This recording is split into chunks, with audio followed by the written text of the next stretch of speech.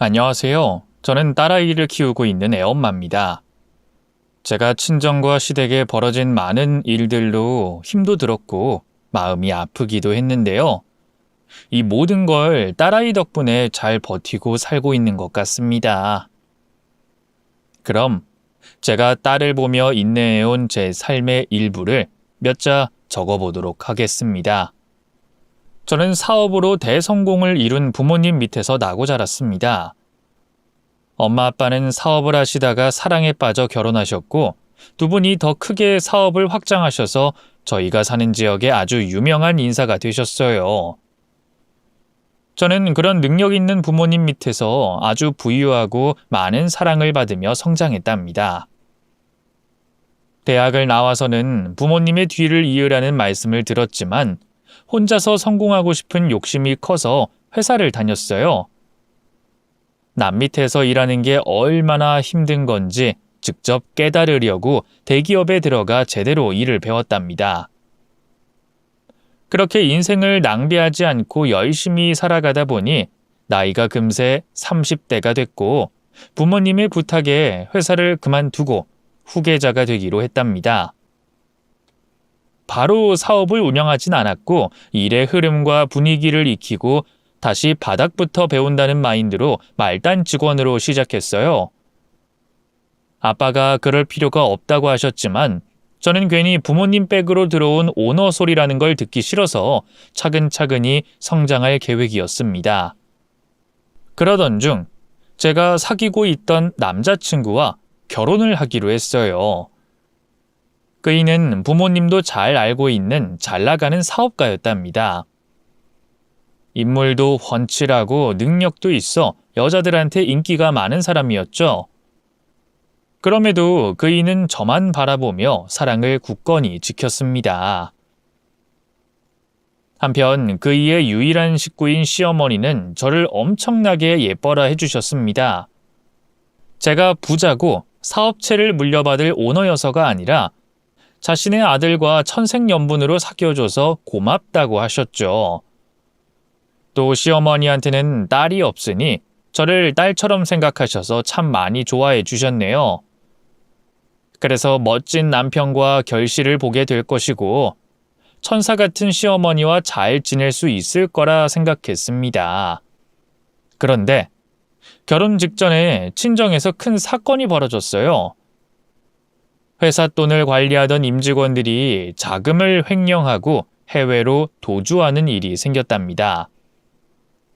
모두 믿고 있던 사람들이라 이런 일을 전혀 예상하지 못하고 있었어요. 부모님은 물론이고 저 역시 진실되게 일하는 분들이라 믿고 있었답니다.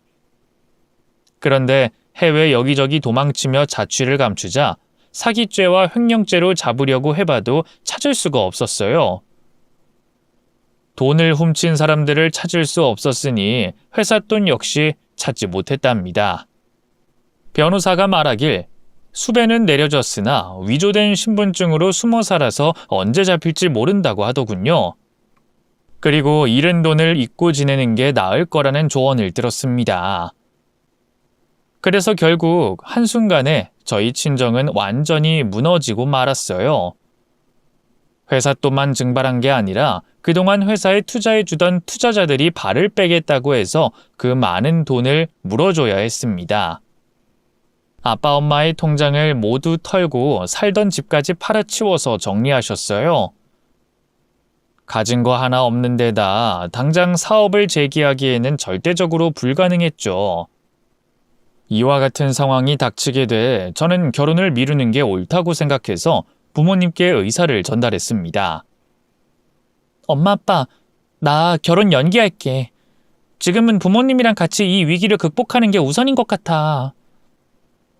저는 진심으로 말씀드렸는데 아빠는 화를 내시면서 대답하셨어요. 그게 무슨 소리야? 우리가 사업 망했다고 결혼을 취소한다는 게 말이 되냐? 우리가 사돈이랑 연락해 봤는데 우리가 망했어도 널 며느리로 받아준다고 했다. 그러니까 너까지 우리랑 같이 떠내려갈 필요 없어. 네 인생까지 내리막으로 끌어들이고 싶지 않으니까 예정대로 무조건 결혼해. 아빠, 아무리 그래도 집안이 풍비박산이 났는데 어떻게 결혼을 해? 아빠, 나랑 같이 재기하자. 내가 옆에서 도울 테니까 함께 파이팅해서 다시 일어서자고. 어이, 딸내미가 부모 생각을 너무 많이 하네. 수정아, 우린 어떻게 해서든 일어설 수 있어. 아빠 능력과 인맥을 모르는 것도 아니잖아. 헛된 생각 말고 너는 결혼해서 김서방 내조나 하면서 살아. 나중에 기회가 오면 너도 사업하는 자리에 부를 테니까 그건 나중에 생각하고. 결국 부모님이 크게 망했지만 결혼을 예정대로 진행하기로 했답니다. 남편과 시어머니는 저희 친정부모님이 보통 사업가가 아니니 금방 회복하시고 더 크게 성공하실 거라는 위로의 말을 해주고 저를 아내이자 며느리로 받아줬습니다.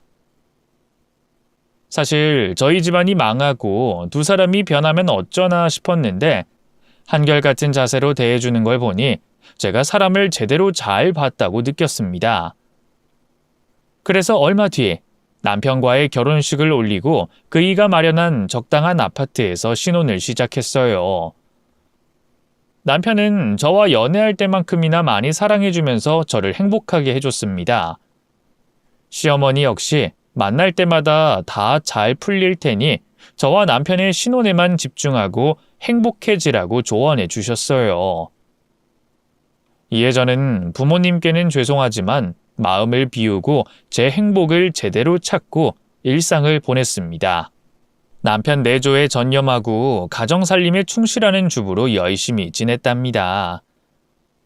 한편 부모님은 사업을 다시 준비하고 계셨는데 망한 이력이 있어서 그런지 투자자들이 쉽게 모아지지 않았습니다.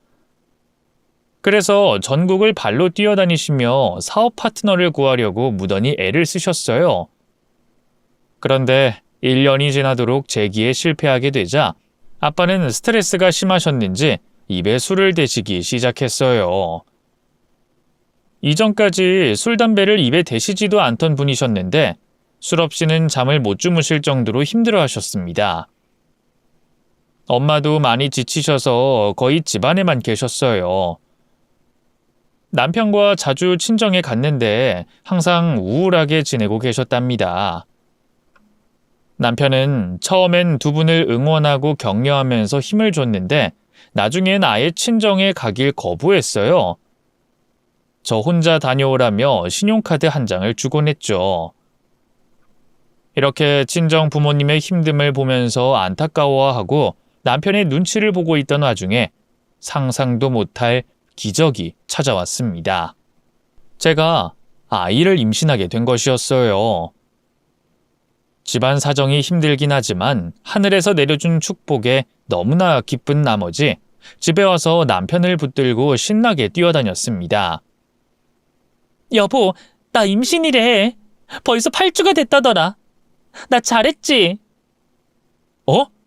임신? 당신 그거 진짜야? 남편이 별로 기쁜 내색을 보이지 않아 많이 서운했습니다. 저는 신난 기분이 금세 가라앉아서 한숨을 쉬며 남편에게 물었습니다. 여보, 내가 임신한 게 별로 기쁘지 않은 일이야? 표정이 왜 그래? 아니, 지금 당신 집안이 초상집 분위기인데 이런 시기에 임신했다니까 조금 걱정돼서 그렇지. 우리 친정이 망한 건 결혼하기 전이야. 다 알고 결혼했으면서 왜 지금 와서 찬바람이야? 아니야. 내가 괜한 걱정을 했네. 잘했어, 여보. 임신 축하해.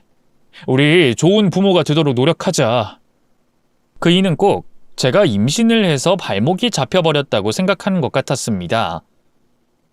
저희 부모님이 사업에 실패한 것도 모자라 거의 모든 걸 포기하고 술만 드시고 사는 걸 보니 결혼을 잘못했다고 생각하는 것 같았죠. 조금 서운하긴 했지만 남편 입장에서는 그런 생각이 들 수도 있겠다 싶어서 이해하고 넘어갔답니다. 그렇게 제 배가 불러왔는데 어느 날 끔찍한 소식이 전해졌어요. 제 딸을 낳기 전에 행복에 들떠 있었는데 비극이 찾아왔답니다. 친정 아빠가 주무시는 중 심장마비로 세상을 떠났어요. 엄마가 빨리 발견해서 심폐소생술도 하고 구급차도 불러봤지만 이미 멈춰진 심장은 다시 뛰지 않았답니다. 결국 아빠는 자신의 손녀를 보지 못하시고 세상을 떠나셨네요. 장례식은 아주 조용하게 치러졌습니다. 부모님한테 도움받은 그 많은 사람들 중 찾아오는 이는 하나도 없었습니다. 지인 몇 명과 시어머니와 남편이 전부였죠. 그때까지만 해도 시어머니는 저에게 변함없이 애정을 주셨는데 아빠의 장례식을 치르고 난 뒤부터는 사람이 180도가 변했답니다. 시짜지를 단 1도 하지 않던 분이 시시때때로 신혼집을 찾아오셔서 온갖 잔소리와 막말을 서슴지 않으셨고 저를 보는 눈빛에서도 살기가 느껴졌답니다. 넌 임신한 게 벼슬이라고 자빠져 있는 거냐? 처먹었으면 집안 청소도 하고 내 아들 내조가 될 만한 걸 찾아서 해야 할 거 아니야? 너 내 아들 옷은 제대로 다려서 입히는 거냐? 옷장 보니까 구김살이 심한 셔츠가 수두룩하더라. 빨리 일어나서 움직여. 어머님, 죄송해요. 제가 몸이 무겁고 힘들어서 집안일을 게을리했네요. 얼른 일어나서 시키신 일 다 하겠습니다. 어이구, 하루 종일 먹고 자고 뒤룩뒤룩 살찐 꼴 좀 봐라. 애기 가졌다고 다 너처럼 돼지가 되는 건 아니야. 그러니까 운동도 좀 해라. 네, 어머님, 잘 알겠어요. 명심하겠습니다. 이런 식으로 매일 집에 혼자 있는 저를 찾아와 닥달하시면서 쉬는 꼴을 봐주지 않으셨습니다. 물론 제가 나태하지 않도록 해주려는 마음인 건 알겠는데 기분이 좋진 않았답니다. 얼마 뒤 저는 세상에서 가장 예쁜 딸아이를 출산했습니다. 아빠가 돌아가시고 웃을 일이 하나도 없었는데 딸을 품에 안아보니 기쁨의 미소가 절로 지어지더라고요. 세상의 모든 엄마들이 느끼는 사랑의 감정을 느끼게 됐죠. 친정엄마는 매일 조리원에 찾아오셔서 저와 딸아이를 봐주셨고 저와 같이 따뜻한 미소를 지으시며 행복해 하셨습니다. 돌아가신 아빠가 제 딸을 보셨다면 얼마나 좋을까 라는 대화를 주고받기도 했어요. 그렇게 저희 모녀가 딸아이를 보고 실컷 웃고 기뻐하는 동안에 남편과 시어머니는 사흘에 한 번 오셔서 잠깐 얼굴만 보고 가셨답니다. 남편은 제가 딸아이 좀 안아달라고 말했더니 아직 아빠가 된 것이 실감되지 않는다면서 마음의 준비가 되면 안아주겠다는 얼토당토 않는 소리를 했어요. 여보, 난 우리 딸이 꼭 남의 딸 같아. 적응되지 않는다고. 이 남자가 지금 무슨 말하는 거야? 그럼 내가 다른 남자의 애기라도 낳았다는 거야? 아니, 그건 아닌데. 모르겠어. 그냥 적응이 안 되는 것 같아. 나중에 마음의 준비가 되면 안아줄게. 남편의 말과 행동이 기가 막히고 어이가 없었는데 시어머니 역시 제 딸을 보면 시큰둥한 반응이었습니다. 어머님, 손녀가 안아달래요. 어머님을 향해서 팔을 뻗고 있어요. 이 귀여운 손가락 좀 보세요. 애기 손가락이 다 똑같지. 뭐 특별한 게 있냐? 그런데 애가 왜 이렇게 낯선 거냐? 꼭 다른 집 애기 같다? 네? 어머님, 무슨 그런 말씀을... 이 아이인 분명한 어머님 손녀예요. 말씀 좀 가려서 해주세요. 왜 흥분을 하고 그러냐? 그런데 넌 타이밍이 기막힐 때 딱 애를 낳았다. 대단하다. 네? 타이밍이요? 기막힌 타이밍이라는 게 무슨 말씀이시죠? 너희 친정 부모님이 더는 사업에 희망이 없어질 때 임신했잖아. 꼭 우리한테 쫓겨나기 싫어서 애를 만든 것 같다고? 시어머니가 하시는 말씀은 참으로 기분 나쁘고 짜증났습니다. 그러니까 제가 친정이 망했으니 이혼당하지 않으려고 딸아이를 임신했다는 겁니다. 제 상식으로는 납득이 가지 않아 목소리를 조금 높여서 말했어요. 어머님, 저희 부모님이 사업을 포기하셔서 저를 버리려고 하셨어요? 그이랑 저를 이혼시킬 생각이셨냐고요? 이게 어디서 소리를 질러? 야, 솔직히 말해, 너희 부모가 사업 망했다고 했을 때 금세 일어날 줄 알고 결혼 승낙한 거야. 지금처럼 네 엄마가 폐인이 되고 애비가 송장이 될 거라는 건 내 계획에 없던 일이라고. 이젠 다시 일어서려야 설 수가 없는 수준이잖아. 이렇게 제대로 망할 줄 미리 알았더라면 지금 네 옆에 있는 애는 없었을 거다. 어머님, 어떻게 그런 말씀을 하실 수 있어요? 그럼 저를 딸처럼 생각한다는 건 모두 거짓말이었나요? 저희 부모님의 능력과 재력 때문에 연기하셨던 거였냐고요? 하, 이게 시어미한테 버럭 대드는 것 좀 봐라. 무식하다고 대놓고 광고를 하네. 야, 입 다물어. 여기 사람들 많거든? 교양머리 없이 떠들지 말고 네 딸내미랑 쎄쎄쎄나 하고 놀아라. 에휴, 애물단지가 애물단지를 낳았네. 아이고 속 터져. 시어머니는 직접적으로 말하진 않았지만 저희 친정 부모님이 완전히 무너져서 폐인이 되셨을 때 저를 이혼시킬 생각이셨나 봐요. 그런데 제가 덜컥 임신하는 바람에 계획이 모두 무너진 것 같았습니다. 시어머니와 남편 마음이 그런 걸 조금 더 일찍 깨달았다면 저 역시 이혼을 선택했을 겁니다. 하지만 지금은 세상 누구보다 빛나는 딸아이가 옆에 있으므로 과거 따위는 생각하지 않고 앞으로 딸과 함께할 현재와 미래만 생각하기로 마음을 굳게 먹었습니다. 조리원에서 몸을 풀고 집으로 돌아가 지내는데 남편은 억지로 한 번씩 딸을 안아주긴 했어요. 표정이 웃고는 있지만 제 눈은 속일 수 없었죠. 저와 딸이 짐짝이라고 생각하는 것 같았습니다. 물론 제가 괜히 말도 안 되는 상상을 하는 거라 생각하실 수도 있겠지만 엄마가 된 제 촉은 그렇게 느껴졌답니다. 그리고 시어머니는 아예 제 딸을 안아주시지도 않았습니다. 저와 딸아이가 꼴보기 싫으면 저희 집에 오시지 않으면 되는데 뻔질나게 드나들며 잔소리와 막말을 아낌없이 뱉어주셨습니다. 네 딸은 왜 이렇게 우는 거냐? 지겹도록 울어 제끼니까 내 귀가 먹겠어. 좀 조용히 좀 시켜봐라. 어머님, 애기들은 원래 울면서 크는 거잖아요.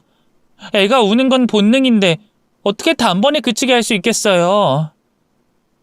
그렇게 제 딸이 우는 걸 보고 싶지 않으시면 그만 어머님 댁으로 가시면 되잖아요. 뭐야? 지금 나를 쫓아내겠다는 거냐? 이게 아주 애 하나 낳았다고 별 그지 같은 소리를 다 하네.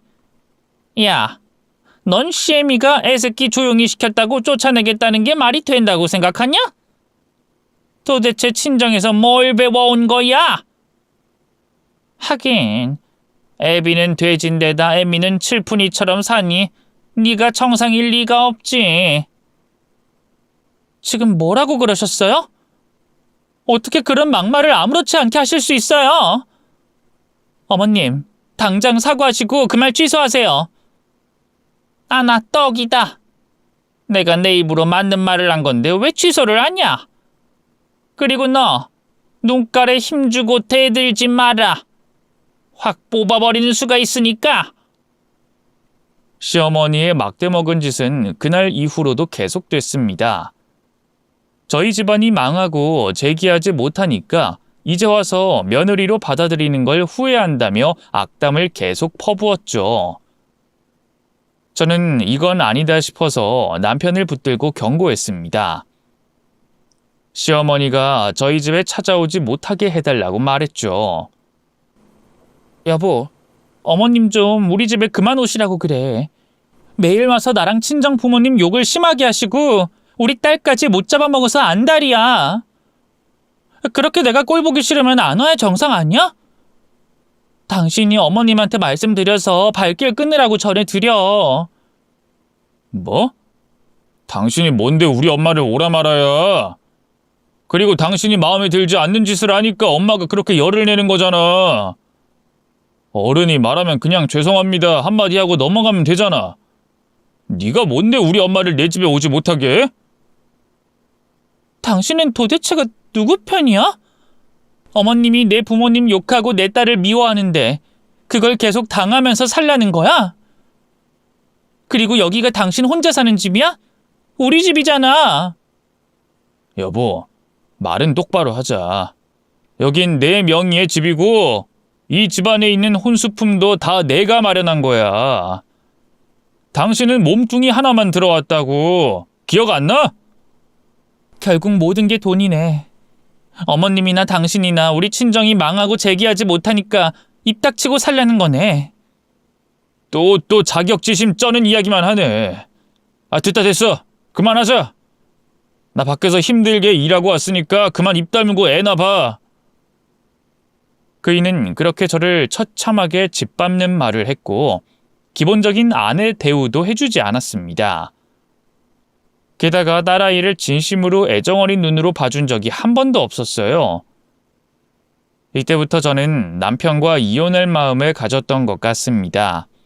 그러나 저 역시 집안이 망하고 아빠가 돌아가시고 엄마까지 힘없이 지내는 걸 보고 많이 위축돼 홀로서기 할 자신이 없었습니다. 자존감도 낮고 사회에 다시 발을 딛는 게 무서웠답니다. 그래서 제가 조금 참고 남편과 시어머니가 바뀌기를 기다리며 일상을 지냈어요. 그렇게 세월은 6년이 흘렀는데 시어머니와 남편은 달라지는 거 하나 없이 저를 무시하고 미워했습니다. 그런데 다행히도 딸아이가 조금씩 커가면서 시어머니와 남편이 자주 안아주기도 했고 칭찬도 많이 해주면서 좋은 모습을 보였어요. 제 딸이 사랑받는 걸 보니 그동안 참아온 게 허사가 아니었다고 믿었습니다. 그러던 어느 날 시어머니가 여느 때보다 조금 심하게 막말을 하셨어요. 이게 뭐냐? 밥상 위에 있는 이 해물들이 다 뭐냐고? 나한테 알레르기가 있는 건 모르니? 해물은 입에도 안 되는 걸 모르는 거야? 넌 머리가 돌이냐? 대갈통에 찬 게 돌뿐이냐고? 어머님, 이건 제 딸이 좋아해서 만든 거예요. 혜민이가 해물을 많이 좋아해서요. 어머님은 다른 반찬 드세요. 이게 끝까지 날 무시하네? 야, 젓가락이 갈 데가 없는데 뭘 집어먹으란 말이냐? 이 위아래도 모르는 천박한 년아! 시어머니는 숟가락으로 제 머리를 세게 내려쳤습니다. 딱 소리가 나면서 제 눈앞에는 별이 둥둥 떠다녔죠. 머리를 움켜잡고 있는데 그 순간 제 딸아이가 일어서서 시어머니한테 소리를 고래고래 질렀습니다. 할머니 나빠. 왜 맨날 우리 엄마 괴롭히고 못 살게 굴어? 왜 우리 엄마 맴매하냐고. 아이고 조그만한 게 눈깔에 도끼 품은 것 좀 봐라. 지혜미랑 아주 판박이네. 야 김혜민, 너 할머니한테 이렇게 대드는 거 누구한테 배웠어? 네 엄마가 시킨 거지? 시키긴 누가 시켜? 할머니가 엄마 아프게 하니까 내가 화난 거잖아. 빨리 우리 엄마한테 사과하고 호해줘.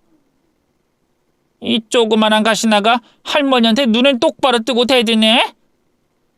요즘 오냐오냐 이뻐했더니 기어오르는구만. 안 되겠어. 애 교육 못 시킨 죄로 며느리 네가 더 맞아야 쓰겠다. 시어머니는 주먹으로 제 머리를 연신 내려쳤습니다. 저는 너무 치욕스럽고 딸 앞에서 어떻게 해야 할지 몰라 일단 딸아이를 방으로 데리고 들어갔습니다. 그리고 혼자 주방으로 가서 시어머니한테 따지듯이 말했어요. 어머님, 딸 앞에서는 저한테 손찌검도 하시지 말고 말씀도 함부로 하지 마세요. 애가 배울까봐 무섭습니다.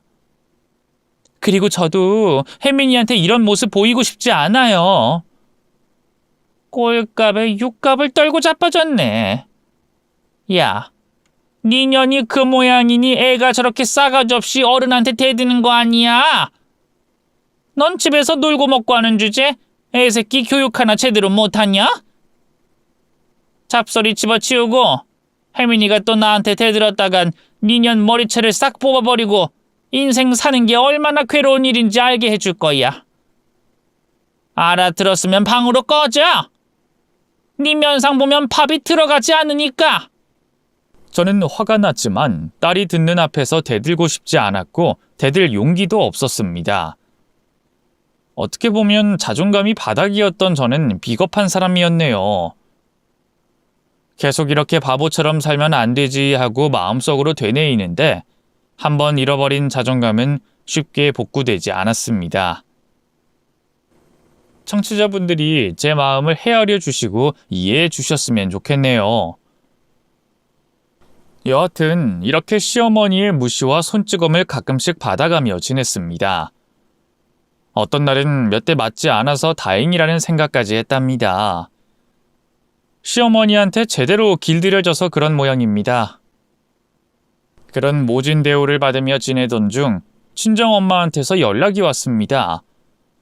저에게 긴히 할 말이 있다고 하셔서 딸을 데리고 찾아갔어요. 엄마는 저에게 뭔가를 제안하셨고 저는 긴장하면서 그 제안을 받아들이기로 했답니다. 엄마와 제 대화 내용은 뒤에 가서 말씀드릴게요. 몇 달 뒤 딸아이 유치원에서 학예회를 열게 됐습니다. 그날은 시어머니와 남편이 시간을 비우고 저와 같이 유치원에 찾아가기로 했어요. 저는 딸에게 줄 꽃다발을 사려고 했는데 남편이 돈 아깝게 뭐하는 짓이냐고 싫은 소리를 했답니다. 애한테 무슨 꽃다발이야. 누가 보면 장원급제라도 한 줄 알겠네. 고작 학예회야. 오버하지 마, 이 여자야. 저 애물단지는 평생 우리 신경을 건드리고 살 모양인가 보다. 말도 더럽게 들어먹지 않고 무식한 짓만 골라서 하잖아. 저 그래도 꽃다발은 꼭 사고 싶어요. 꽃은 제 돈으로 살게요. 네가 무슨 돈이 있다고 꽃을 사? 내 아들이 번 돈으로 사는 거면서. 에휴, 어떻게 마음에 드는 날이 어찌 하루도 없을 수가 있냐? 남편과 시어머니는 제 딸에게 주는 꽃다발이 아까워서 이렇게 심한 말을 하셨네요. 하지만 저는 한 귀로 흘려버리고 꽃가게에서 가장 비싸고 좋은 꽃다발을 샀답니다. 이윽고 딸아이 유치원에 들어서자 남편과 시어머니는 세상 제일 착한 미소를 지으며 입장했습니다. 유치원 선생님들에게 일일이 인사하면서 혜민이를 잘 부탁한다는 말을 했죠. 그 꼴을 보니 두 사람 주둥아리를 꼬집어버리고 싶은 생각이 들었답니다. 잠시 좋지 않은 상상을 하다가 이내 마음을 바로잡고 저도 방긋 웃는 얼굴로 유치원으로 들어갔어요. 관객석이 이미 다른 학부모들로 꽉 차 있어서 저희 식구들은 서서 학예회를 구경해야 했습니다. 여러 아이들이 차례로 나와 재롱을 떠는 율동과 노래를 부르기도 했고 웅변을 하기도 했답니다. 잠시 동심으로 돌아와서 아주 재밌게 보면서 웃었어요. 그러다 곧 제 딸아이와 친구들의 차례가 되어서 저는 두 팔 들고 딸아이에게 손을 흔들었습니다. 동요를 부르며 귀엽고 앙증맞은 율동을 추는데 이 장면을 평생 보고 싶어서 급하게 핸드폰을 꺼내 동영상과 사진을 번갈아 가면서 찍었습니다. 저는 여러 각도로 딸의 모습을 담으려고 왔다 갔다 하면서 촬영했답니다. 그런데 시어머니는 그게 눈에 걸리적거렸는지 저에게 인상을 찌푸리며 혼을 내셨어요. 야, 창피하게 뭐 하는 거냐? 좀 가만히 좀 있어라. 교양머리 없이 그게 뭐 하는 짓이야? 왜요? 사랑스러운 제 딸의 모습을 제대로 담으려면 여러 각도에서 찍어야죠. 저 신경 쓰지 말고 가만히 구경이나 하세요. 이게 지금 사람 많은 데서 시엠이 면박 주는 거냐? 너 이리 와봐라. 아직요. 지금 한창 예쁘게 사진 찍고 있다고요. 그러자 시어머니는 화가 머리끝까지 났는지 저를 향해 다가오시더니 머리통을 주먹으로 내려쳤습니다. 저는 너무 놀라서 눈을 동그랗게 뜨고 주변을 둘러봤어요. 몇몇 학부모님들이 본 것 같아서 엄청 부끄러웠습니다. 그런데 그 순간 제 딸이 무대에서 내려와 저희 쪽으로 향해 달려왔어요. 이에 시어머니는 자신한테 달려와 안기려는 줄 알고 몸을 숙이고 두 팔을 넓게 벌렸습니다. 아이고, 우리 강아지 할머니한테 안기고 싶어서 달려오는 거야? 그럼 어서 와서 안기거라. 사랑하는 내 손녀야. 세상 인자한 척하며 미소를 짓고 있는 시어머니는 앞으로 무슨 일이 벌어질지 모르고 있었어요. 딸아이는 힘껏 달려와 구부정하게 몸을 숙인 시어머니의 머리통을 주먹으로 올려 쳤습니다. 할머니, 우리 엄마 좀 그만 때려. 왜 자꾸 우리 엄마 머리 때리는 거야? 내가 이렇게 할머니한테 꿀밤 때리니까 좋아? 한 대 더 대. 어머머, 얘가 왜 이래? 혜민아, 사람들이 다 쳐다보잖아. 장난 그만해라. 장난이라니? 할머니는 장난으로 우리 엄마 머리 때려? 이 못돼 처먹은 할망구야. 딸의 주먹질과 욕설에 학부모들은 소스라치게 놀라며 시선을 집중했습니다. 학교의 분위기는 이미 제대로 망해버렸죠. 딸에게 머리통을 2대나 맞은 시어머니는 입술을 꽉 깨물며 저에게 말하더군요. 야, 넌 딸년을 어떻게 교육시켰길래 할머니 머리를 때리냐? 네가 잘못한 일이니까 너 좀 맞자. 이에 저는 손을 들어 올리며 하지 말라고 경고했습니다. 어머님 그만하세요. 사람들이 다 쳐다보고 있어요. 그리고 혜민이가 어머님을 때린 건 평소 저한테 하는 걸 보고 배운 거라고요. 저 이제 어머님한테 욕먹고 괴롭힘 당하면서 살지 않을 거예요. 그러니까 제 몸에 손대지 마세요. 이게 돌았나? 너 뭐 잘못 먹었니? 이게 할 줄 아는 게 시애미한테 대드는 것밖에 없지? 너 오늘 사람 많은 데서 돼지게 맞아봐라. 시어머니가 제 머리채를 잡고 따귀를 날리기 시작하자 사람들은 경악하며 입을 막았습니다. 제 남편은 시어머니 뒤에서 무관심한 얼굴로 쳐다만 보고 있었고 딸아이는 시어머니의 다리를 붙들고 그만하라고 소리를 질렀어요. 그럼에도 시어머니는 절대 제 머리채를 놓아주지 않고 계속해서 따귀를 날리더군요. 결국 저는 참지 못하고 각성하고 말았습니다. 똑같이 시어머니의 머리채를 잡고 똑같이 뺨따구를 사정없이 갈기기 시작했답니다. 아, 너 지금 뭐 하는 짓이야? 날 때리는 거냐? 진짜 헷가닥한 거 아니야, 이년아? 닥쳐, 이 늙어 빠진 년아. 내가 오늘은 네 년이랑 네 아들 새끼랑 끝장내련다. 날 그동안 물로 보고 막대했나 본데 이젠 더는 못 참아준다. 감히 내 딸 유치원에서 행패를 부려? 오늘부로 니년 며느리 자리 반납하고 네 아들 새끼 마누라도 때려치울 거야. 이제 남남이니까 나도 마음대로 니년 때려도 되지?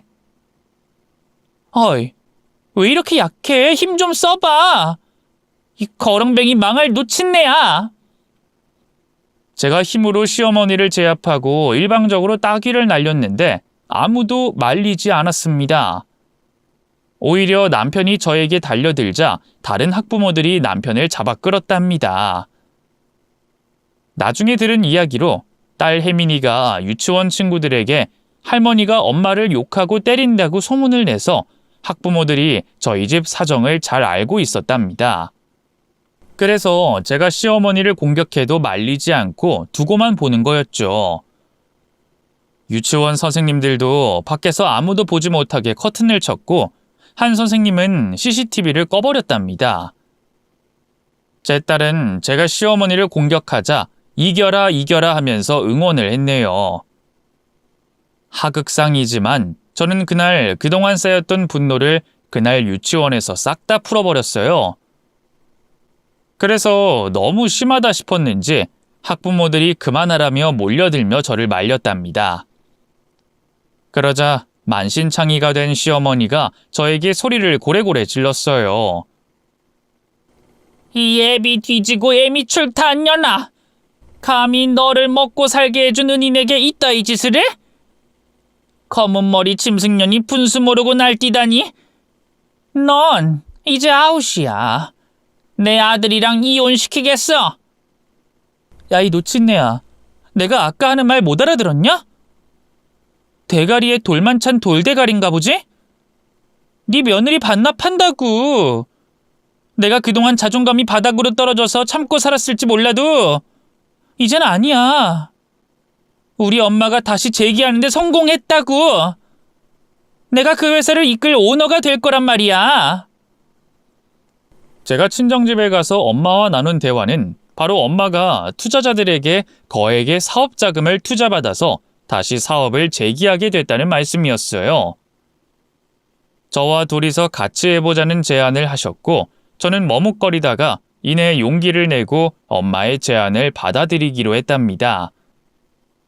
그리고 그 순간부터 바닥난 제 자존감이 서서히 올라오면서 불타오르기 시작했어요. 그런데 시어머니가 유치원에서 이 같은 짓을 하니 제가 눈이 뒤집히고 각성하고 만 겁니다. 저는 이혼을 결심했고 더는 이 두 모자와는 1분도 같이 살 수 없다고 판단해서 그동안 제가 맞아오고 당해온 손찌검과 욕을 그대로 돌려줬습니다. 제가 왜 이렇게 당당하게 변했는지 알게 된 시어머니는 얻어 터지면서도 충고의 말을 전하더군요. 웃기고 있네. 니깟 년이랑 니 애미가 아무리 설쳐대봐야 금세 망하고 말걸. 무능한 것들이 사업 좀 한다고 깝치나 본데 얼마나 가는지 내가 지켜볼게. 그리고 망하는 순간 너희 모녀 앞에서 실컷 비웃어 줄 거야. 시어머니는 으르렁거리며 저에게 다시 달려들었지만 학부모들이 붙잡고 있어 싸움은 더 이상 진행할 수 없었습니다. 저는 딸아이를 안고 학부모님들과 선생님들께 사과의 말씀을 드렸어요. 그랬더니 하나같이 제 심정을 이해한다면서 미치광이 시어머니와 무관심한 남편한테서 마음고생이 심했겠다며 위로의 말을 들었답니다. 그래서 저는 빙그레 웃으며 딸과 떠날 수 있었습니다. 저는 피 터지게 싸우는 와중에도 딸아이에게 줄 꽃다발을 잊지 않고 전해줬답니다. 혜민이는 고사리 손으로 꽃송이를 하나하나 짚어가며 엄마인 저를 닮았다며 배시시 웃어줬네요. 그리곤 친정집에 가서 엄마에게 한바탕 맞짱을 뜨고 왔다고 전했고 이혼하겠다는 결심을 전했습니다. 엄마는 그동안 지켜주지 못해 미안하다고 말씀하시고 앞으론 절대 우울하고 바보같이 살지 않겠다고 결심에 선 말씀을 전하셨답니다. 저는 바로 변호사를 선임해서 이혼 소송을 걸었습니다. 시모의 구타와 폭언, 인신공격, 남편의 무관심 등의 사유를 들어 소장을 보냈답니다. 그러자 남편은 제가 결혼하고 자기 돈을 까먹기만 하고 산 기생충이라면서 이혼 사유를 저에게로 돌렸답니다. 결국 재판에서 변호사들이 침을 튀겨가며 변론을 펼쳤는데 판사님은 제 손을 들어주셨습니다. 소처럼 고생만 하고 험한 욕과 손찌검까지 당하고 살아온 걸 안타깝게 보시며 남편에게 큰 위자료를 지급하고 이혼하라는 선고를 내리셨답니다. 결국 위자료와 양육권과 양육비를 제가 모두 가지게 됐습니다. 두 모자는 양육권에 대한 이의 신청을 하지 않더군요. 제 딸에게 정없이 대하더니 안 보고 살아도 괜찮은 모양이더라고요. 이런 인간들에게 제 딸을 보여주고 싶은 마음은 티끌만큼도 없어 앞으로는 연락도 하지 말고 제 딸을 보려고 찾아오지 말라고 마지막 문자를 보냈답니다. 모든 것이 정리되고 사업을 제대로 시작하게 된 저와 엄마는 예전의 능력을 다시 일깨우며 완벽하게 일처리를 했답니다. 회삿돈 관리를 절대로 남에게 맡기지도 않았죠. 회사는 저희 능력과 엄마의 인맥으로 날이 갈수록 늘어나고 확장됐습니다.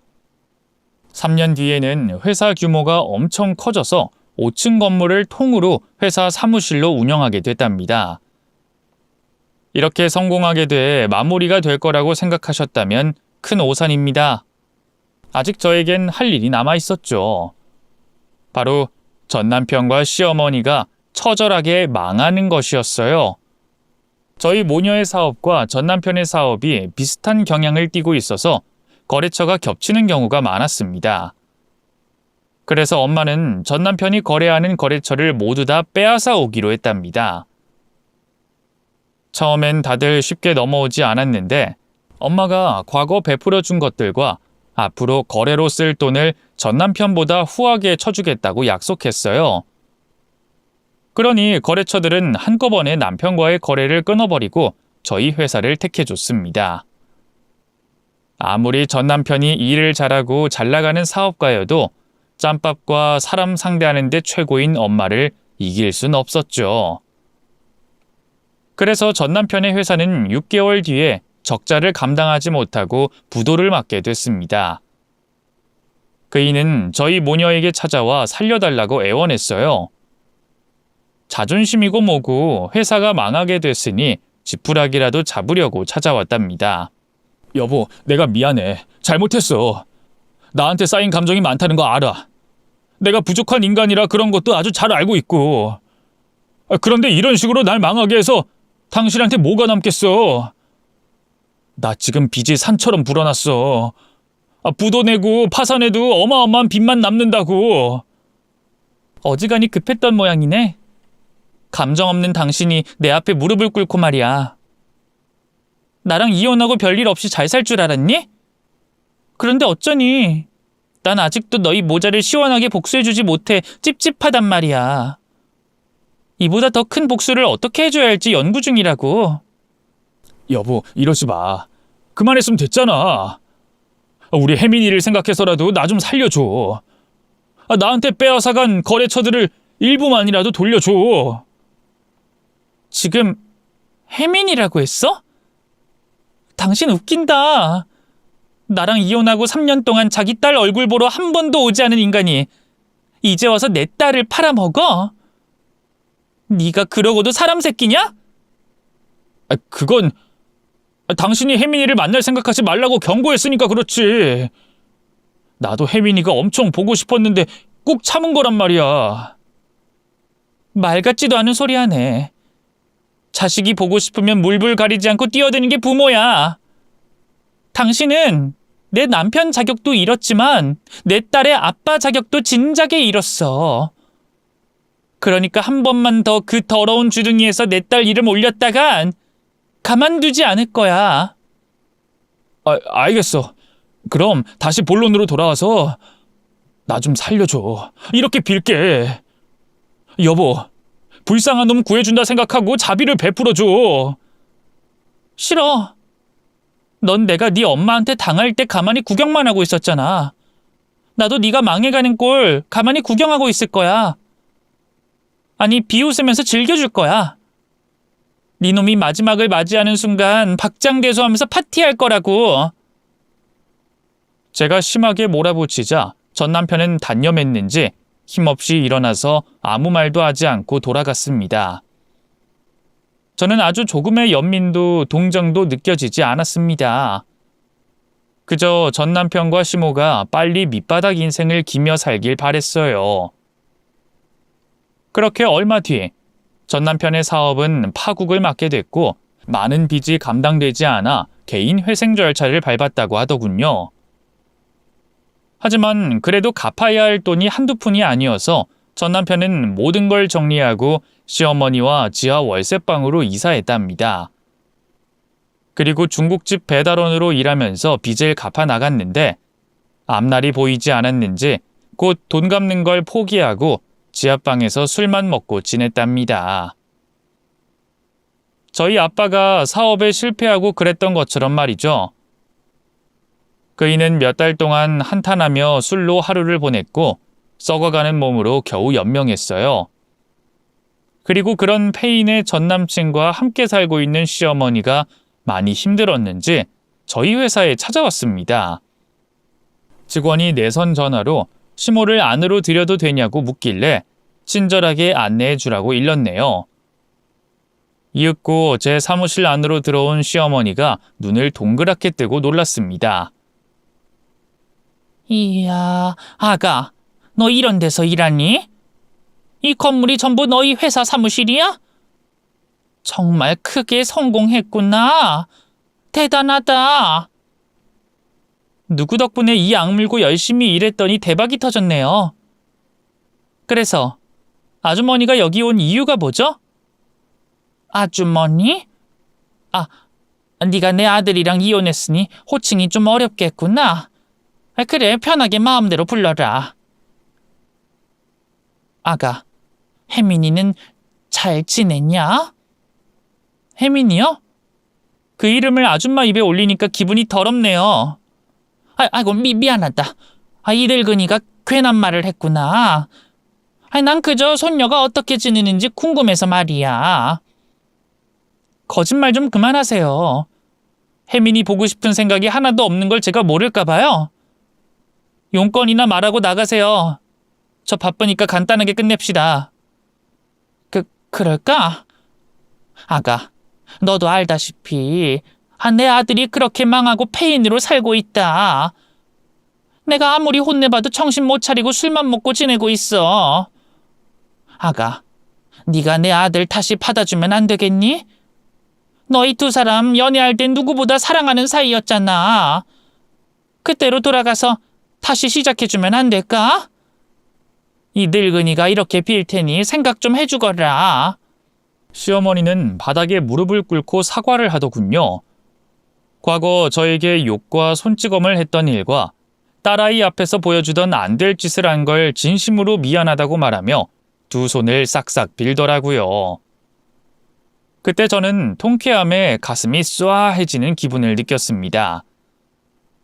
아주머니, 이제 와서 이런다고 저랑 그 이가 다시 시작할 순 없어요.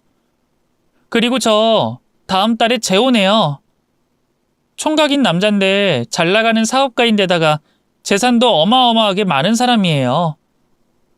아주머니 아들과는 비교도 안 되는 훌륭한 인성의 소유자기도 하고요. 그런데 제가 그런 남자를 버리고 아줌마의 못난 아들과 다시 만나겠어요?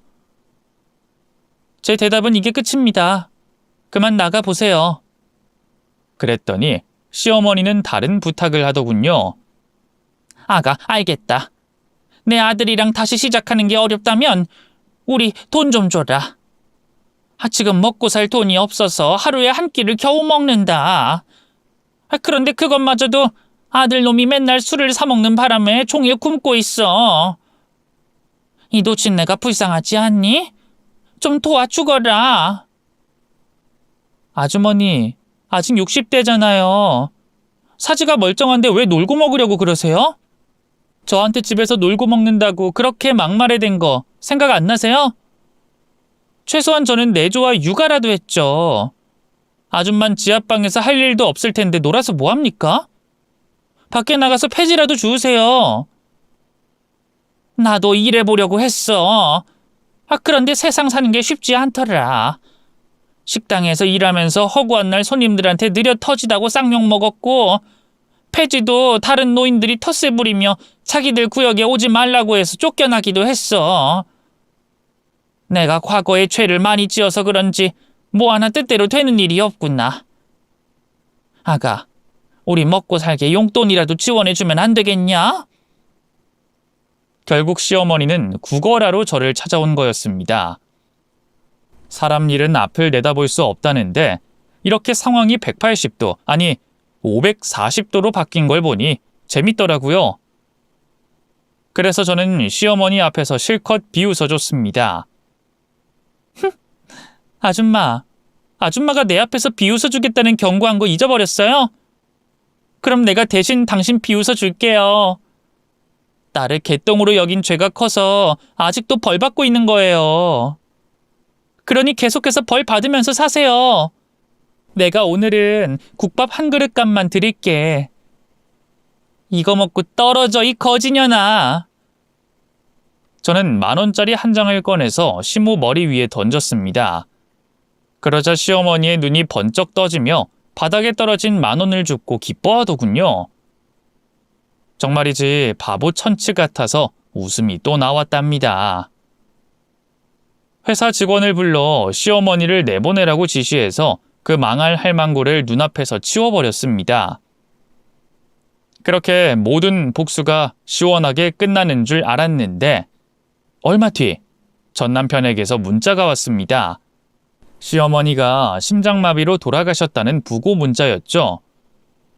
저는 그 문자를 읽으며 조금의 양심의 가책도 생기지 않았고 슬픔은 더더욱 느껴지지 않았습니다. 그냥 뿌린 대로 거둔 노인네라는 생각밖에 들지 않았답니다. 그래서 당연히 장례식장엔 찾아가지 않았네요. 이후 전 남편은 지하방 월세를 낼 형편이 되지 않아 쉼터를 전전하면서 무료급식을 먹으며 지내고 있답니다.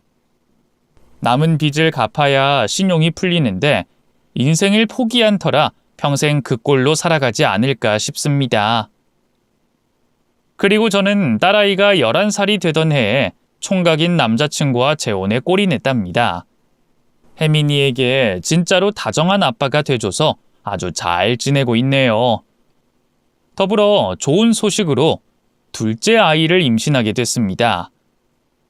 이제 내년이면 행복한 내 식구가 북적대면서 살 것 같습니다.